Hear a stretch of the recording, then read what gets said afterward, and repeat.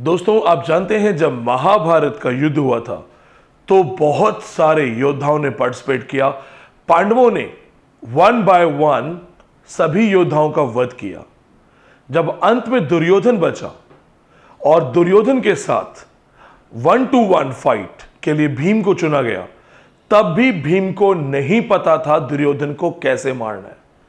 अंतिम समय, अंतिम युद्ध, सब कुछ जीत लिया, लेकिन लास्ट मोमेंट पे आके भीम को यह आइडिया नहीं था कि दुर्योधन के किस जगह पे प्रहार करना है, कौन सी जगह उसकी कमजोरी है और कहां से मेरी विजय जो है वो संपूर्ण विजय बनेगी। ऐसी ही सिचुएशन में रामायण में जब भगवान राम ने सभी राक्षसों का एक एक करके वध किया और रावण से उनका अंतिम मुकाबला शुरू हुआ, तो कहते हैं कि वो लगातार रावण के सर काटे जा रहे थे। और रावण, जो अपने आप में बहुत बड़ा शिव भक्त था, उसे शिव से वरदान प्राप्त था कि उसके जितने सर रणभूमि में कटेंगे उतने ही सर वापस आ जाएंगे। राम भगवान सब कुछ जीत चुके थे, लेकिन एक अंतिम समय, अंतिम क्षण में आके उनके पास भी ये आइडिया नहीं था कि रावण को कैसे मारना है। मैं जानता हूं वो अंतर्यामी थे, उन्हें सब पता था, सृष्टि उनकी ही रची हुई थी। लेकिन उस युद्ध में राम भगवान, जो कि विष्णु के मानव अवतार थे, उन्हें नहीं पता था कि रावण का जो अमृत है, जो उसके जीवन को बचा रहा है, वो नाभि में है। किसने बताया? विभीषण ने। दुर्योधन को मारने के लिए भीम को किसने बताया? कृष्ण ने। इन शॉर्ट, आपको जब एग्जाम के लास्ट समय में आते हो तब भी किसी न किसी की गाइडेंस, किसी न किसी की जरूरत पड़ती है। आप और मैं इस लड़ाई में साथ हैं। आप अर्जुन हो और मैं आपके लिए एक कृष्ण बनने की कोशिश कर रहा हूं। मैं कृष्ण नहीं बन पाऊंगा, लेकिन मैं प्रयास जरूर करूंगा कि मेरे इस अर्जुन के लिए अंतिम समय तक मैं गाइडेंस दूं। अब बात करते हैं, अंतिम दिन आ गए हैं, 15 दिन के आसपास का समय है आपके पास। क्या आप अपनी स्ट्रैटेजी से संतुष्ट हैं? कमेंट्स में लिख दीजिएगा। क्या आपको लगता है कि पढ़ तो बहुत रहा हूं, याद कुछ नहीं हो रहा और सब मिक्स हो रहा है? कमेंट्स में बताइएगा। क्या आपको लगता है कि मैंने जो तैयारी की है वो काफी नहीं है और मैंने बहुत कुछ मिक्स कर दिया है, जंबल्ड कर दिया है? क्या आपके प्रीवियस ईयर्स के क्वेश्चंस या टेस्ट सीरीज सॉल्व नहीं हो पा रही हैं, आप कंफ्यूज हो जा रहे हैं? ऐसा हो रहा होगा। रेमेडियल क्लासेस में, डाउट क्लासेस में मुझे ये लगातार इस तरह के मैसेजेस बच्चों से मिलते हैं। ऑनलाइन के स्टूडेंट्स, ऑफलाइन के स्टूडेंट्स, कॉरेस्पॉन्डेंस के बच्चे हमें बताते हैं, सर पढ़ता बहुत कुछ हो, सब मिक्स हो जाता है। सर कल जो टॉपिक्स पढ़े थे आज सुबह याद ही नहीं आ रहे, लग ही नहीं रहा मैंने देखा है। सर मैं सब कुछ पढ़ चुका हूं, सब कुछ याद है, लेकिन जब क्वेश्चन अटेम्प्ट करता हूं तो क्वेश्चन में मुझे समझ ही नहीं आता आंसर क्या होगा। तो ये सारी कंफ्यूजन्स के साथ अब अगले 15 दिन कैसे खुद को साधना है, खुद को फोकस करना है। आपके लिए कुछ सजेशंस है मेरे, इन सजेशंस को नोट डाउन कीजिएगा और इसको अक्षरशः पालन करिएगा, क्योंकि ये आपको बचा लेगा। सजेशन नंबर 1, आप में से बहुत सारे लोग इस समय पे PYQs या आंसर कीज इनकी प्रैक्टिस कर रहे हैं, जो कि इस वक्त गलत है। बंद कर दीजिए। मैं जानता हूं आपको बहुत से लोगों ने बोला होगा कि एग्जाम के समय PYQs को प्रैक्टिस करना चाहिए लास्ट में, लेकिन उसका एक समय होता है जब 40 दिन, 30 दिन ये बचे हुए हों, क्योंकि आपको अपनी गलती सुधारने का मौका मिलता है। अब अंतिम क्षण है, अब कोई गलती सुधारने का मौका नहीं है। अब जो पढ़ रखा है, जितना पढ़ रखा है, जितने नोट्स हैं, उस पर भरोसा करो। युवा अवस्था है हमारी, हम बात करते हैं कि क्या अल्लाह है, क्या भगवान है, क्या भगवान एग्जिस्ट करता है, नहीं करता है। यह समय सही है, क्योंकि हमें इसका आंसर ढूंढने के लिए एक लंबी उम्र पड़ी है। लेकिन 99 साल का वो बुजुर्ग जो मृत्युशैया पे है, अगर वो उस वक्त सोचेगा कि यार भगवान है कि नहीं, स्वर्ग है कि नहीं, कहां जाऊंगा मैं, तो वो सिर्फ और सिर्फ खुद को ट्रबल कर लेगा। उसे वहां मानना पड़ेगा कि अब अंतिम समय है, भगवान है, मैं जन्नत जाऊंगा, मैं स्वर्ग जाऊंगा, मैंने भगवान का नाम लिया है, ये मानना पड़ेगा। इसे कहते हैं कॉन्फिडेंस। अपनी पढ़ाई पे, अपनी प्रिपरेशन पे विश्वास करो। PYQs, question answers, test series, इनको सॉल्व करना बंद करो। बहुत सारे लोग टेस्ट सीरीज या PYQs वेबसाइट्स पे डाल देते हैं, फ्री ऑफ कॉस्ट डाल देते हैं। क्या आपने कभी सोचा है कि एक एक क्वेश्चन पेपर में आएगा इस हिसाब से बनाया गया है, या 3000 क्वेश्चन हमें दिखाने हैं इस हिसाब से बनाया गया है? बहुत सारे क्वेश्चंस आंसर्स गलत हो सकते हैं, गलत हो जाते हैं। मेरी अपनी बुक में 4-5 प्रिंटिंग मिस्टेक हो चुकी हैं। मैं दूसरे को नहीं बोल रहा, मैं अपने को बोल रहा हूं। 4-5 मिस्टेक हो गई, लेकिन जब आप सॉल्व करेंगे मेरी मिस्टेक से पहले, आपको अपने पे डाउट हो जाएगा। कुछ और पब्लिकेशंस जिनकी बुक्स में बकायदा ऑफलाइन क्लासेस में दिखा चुका हूं कि इनके PYQs गलती से मत करना, मिस प्रिंट है। मिस प्रिंट आपको फ्रस्ट्रेट कर देगा।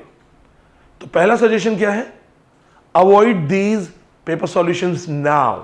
अब मत करो, क्योंकि अब डर जाओगे। अब कॉन्फिडेंस हिल गया तो सब गया। अब लड़ाई कॉन्फिडेंस की है। नंबर 2, जो बच्चे कह रहे हैं पढ़ रहा हूं सब कुछ, याद नहीं हो रहा है, उन्हें क्या करना है? तुम पढ़ रहे हो सब कुछ, कर्म कर दिया तुमने, तुम्हें याद नहीं हो रहा है, ये ऊपर वाले पे। डोंट वरी, क्योंकि तुम्हें एक्चुअली याद हो रहा है, लेकिन एग्जाम प्रेशर तुम्हें ये बार बार महसूस करवा रहा है कि तुम अभी भी अनप्रिपेयर्ड हो। इस सिचुएशन में आपको ये अपने आप को बताना है that you have done it, you are doing it. Plus एक साइंटिफिक मेथड यूज करो। पेंसिल्स, हाइलाइटर्स, इनका इस्तेमाल करो।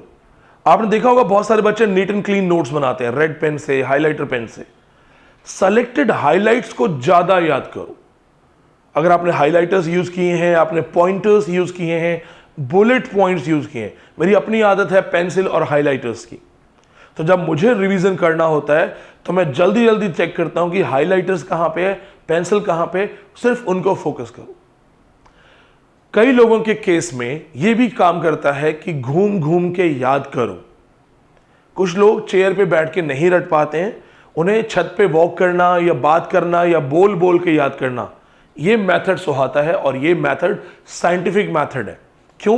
क्योंकि जब आप अपने सामने नोट्स को बोल के याद करते हो, तो जो आप बोलते हो वो खुद भी आप सुनते हो, तो प्रोसेस जो है वो डबल हो जाता है। Speaking and listening the same thing, ये आपके माइंड में जल्दी याद करने का तरीका है। आपने अपने दोस्तों को देखा होगा, आप में से वो दोस्त जिनका रट्टा बहुत स्ट्रांग है, क्रैमिंग बहुत स्ट्रांग है, वो मोस्टली बोल बोल के याद करते हैं, बात कर कर के याद करते हैं। ये करो और ये मत सोचो तुम्हें याद हुआ कि नहीं हुआ, क्योंकि कर्मण्ये वाधिकारस्ते मा फलेषु कदाचन। तुम कर्म कर दो, तुम्हें नहीं पता पेपर के ऑप्शंस में ना यही सब कुछ पढ़ा हुआ घूम घूम के याद आएगा। 4 आंसर्स होंगे, एक एक आंसर क्लिक करेगा कि यार ये ना, ये लग रहा है मेरे को, ये है। तीसरी चीज, जो बच्चे अपनी प्रिपरेशन से संतुष्ट नहीं हैं, कौन संतुष्ट हुआ है आजकल अपनी प्रिपरेशन से? ये जब मैंने मेरा फर्स्ट GRF किया था 79%, तो मैं बहुत कॉन्फिडेंट होकर गया था कि आज तो मैं कुछ अलग ही करूंगा। सब डरते डरते जाते हैं, संतुष्ट कोई नहीं होता है। आज भी जब मैं इतने नेट और सेट क्वालिफाई करने के बाद जब नेट का फॉर्म या सेट के फॉर्म में भर के एग्जाम जाने की सोचूंगा, तो नर्वसनेस होती है कि न जाने आज कौन से क्वेश्चन से मेरा सामना होगा। ये सब मत सोचो। जब ओखली में सर दे ही दिया है तो मूसल से क्या डरना।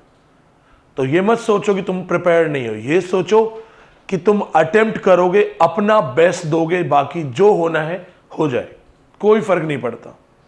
तुम्हारी किस्मत में ऊपर वाले ने कुछ लिखा है, माता पिता का तुम्हारे साथ आशीर्वाद है, गुरुजनों का आशीर्वाद है, तो तुम जिंदगी में बेहतर वैसे भी कर लोगे। जब विश्वास करते हो ना ऊपर वाले पे, इस वीडियो में देख रहे हो ना, करते हो ना विश्वास ऊपर वाले पे, तो ऊपर वाले ने कुछ ना कुछ अच्छा ही सोचा होगा। अगर चोंच दी है तो दाना भी देगा। तो थोड़ा सा ना लीप ऑफ फेथ बोलते हैं इसको, फिलॉसफी में बोलते हैं भरोसा, लीप ऑफ फेथ। पहला कदम उठाना ही पड़ेगा। जब नील आर्मस्ट्रांग चांद पे जा रहा था तो कॉन्फिडेंट थोड़ी था कि हमारा तो रोज का आना जाना है, लिफ्ट लगी हुई है।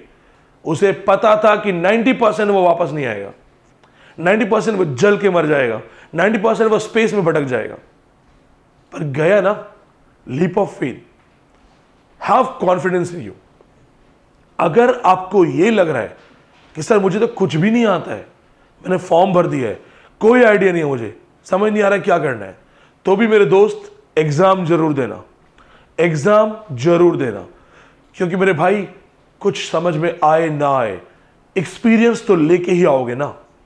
और 100 में से बिना पढ़े 38 क्वेश्चन कर आए, 40 क्वेश्चन कर आए, तो तुम्हारा अगला प्रिपरेशन एक कॉन्फिडेंस से स्टार्ट होगा कि बिना पढ़े मैंने 40 किए, तो पढ़ लूंगा तो 70 करके आऊंगा। कुछ करके आना। यह मत सोचना कि मैं पेपर नहीं दूंगा, अगली बार दूंगा, प्रिपेयर्ड नहीं हूं, क्योंकि तुम्हारा डर तुम पे हावी हुआ। अगर डर हावी हुआ तो तुम गए। चौथी बात, चूंकि समय कम है, अपने सामने अपनी लाइब्रेरी, बुक्स, अननेसेसरी मटेरियल हटा दो।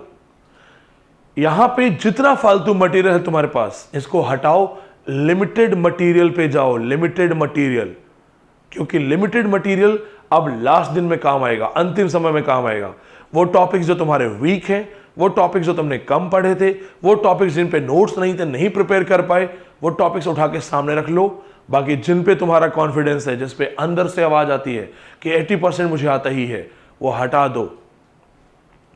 अब सेलेक्टेड वीकनेस पे काम करो, सेलेक्टेड टारगेट पे काम करो। अब जितने भी लोग जिम जाते हैं, बॉडी बनाने के लिए जाते हैं, उनके हमेशा टारगेट होता है कि मुझे बाइसेप्स पे कब काम करना है, शोल्डर्स पे कब काम करना है, एब्स पे कब काम करना है। जब वो पूरी बॉडी बना चुके हैं तो उनका अंतिम चीज सिर्फ एक ही होती है, उसको मेंटेन करना, लगातार कार्डियो करना, लगातार वर्कआउट करना, सिर्फ मेंटेन करना। आपने सब कुछ पढ़ लिया है, अब अंतिम समय है, अब सिर्फ मेंटेन करो उन चीजों को जहां वीकनेस है। अगला पॉइंट, जितने लोग लैपटॉप्स और मोबाइल से पढ़ रहे हैं, क्या आप जानते हैं कि लैपटॉप और मोबाइल साइंटिफिकली प्रूव हो चुका है आपकी पढ़ने की क्षमता पे प्रभाव डालता है, आपके दिमाग के न्यूरॉन्स को खत्म करता है। ये आपने चीज नोट की होगी कि जब आप किताब और कॉपी से पढ़ते हैं आपको जल्दी याद होता है, लैपटॉप की स्क्रीन से आपको याद नहीं होता है। जी हां दोस्तों, अगर अंतिम समय है, रटना है, प्रिंट आउट निकलवा लो, वो ज्यादा इफेक्टिव है, ज्यादा आसान है। लैपटॉप्स, मोबाइल फोन, स्क्रीन्स के थ्रू मत देख के याद करो, क्योंकि वो इफेक्टिवली याद नहीं होगा। लास्ट पॉइंट, लास्ट सबसे इंपॉर्टेंट, और इस लास्ट पॉइंट को जरूर याद रखना, क्योंकि ये सिर्फ नेट के लिए नहीं है, ये 10वीं के बच्चे के लिए भी है, ये यूपीएससी स्कॉलर के लिए भी है। क्या आप जानते हैं आपका टाइम कंज्यूम हो रहा है, आप जिंदगी की सबसे कीमती चीज खो रहे हैं? जी हां दोस्तों, आपके दुश्मन आपके मोबाइल फोन में है। आपका इंस्टाग्राम, आपका फेसबुक, आपका व्हाट्सएप और यूट्यूब, ये सब मिलके थोड़े थोड़े थोड़े थोड़े आपके टाइम खा जा रहे हैं। आपके अपने मोबाइल में इन डिस्ट्रैक्शंस को कुछ दिन के लिए हटा दो, वरना फिर बोलोगे हमें तो अपनों ने लूटा, गैरों में कहां दम था। कभी सोचना, ऐसा हुआ है कि तुमने 5 मिनट के लिए इंस्टाग्राम चलाया और 5 ही मिनट में रख दिया हो? क्यूरियोसिटी बिजनेस है ये, curiosity causing business. Instagram curiosity cause कर देगा, यूट्यूब पे एक सेंसेशनल थंबनेल आएगा, क्यूरियोसिटी कॉज हो जाएगी, लेकिन आपसे वो 30 मिनट ले जाएगा, इंस्टाग्राम 1 घंटा ले जाएगा। फेसबुक में मुझे किसने टैग करके क्या कह दिया, वो आपके माइंड में एक ऐसा कचरा डाल देगा जो एग्जाम से आपको हटा देगा। छठी चीज थी ये, लास्ट चीज थी ये मेरे दोस्तों, अगर मेरी बात दिल तक पहुंच रही है तो आज अपने फेसबुक, इंस्टाग्राम्स को डीएक्टिवेट करो। यूट्यूब पे भी इंपॉर्टेंट नोटिफिकेशंस के लिए ही चेक करो, अदरवाइज मत करो। ये 15-20 दिन की जो बात है, इसमें अपनी जिंदगी की बेस्ट पढ़ाई कर दो, क्योंकि दोबारा से डार्कनेस में नहीं जाना है आपको। फिर वही फ्रस्ट्रेशंस, फिर वही स्ट्रगल्स, फिर वही फॉर्म भरना, घर वालों के ताने सुनना, मम्मी पापा उम्मीद से देखते हैं कि मेरा बच्चा कुछ कर रहा है, कुछ करके दिखाएगा। अगर इसमें दोबारा नहीं जाना चाहते हो, ये 15 दिन जो आपके पास हैं, अपनी जिंदगी के बेस्ट 15 दिन बना दो। कोशिश करो कि 7 से लेके 10 घंटे हर हाल में पढ़ो। तुम डिजर्व करते हो सक्सेस। सक्सेस तुम्हारे सामने है, पहला कदम तुम्हें उठाना है। ग्रैब द अपॉर्चुनिटी, क्योंकि अगर तुम नहीं करोगे दूसरा ले जाएगा। विद दिस मैसेज अगर बात दिल तक पहुंची है तो सब्सक्राइब कीजिए, अपना प्यार न्यौछावर कीजिए और जुड़े रहिए ऐसी बहुत सारी बातों के लिए। धन्यवाद।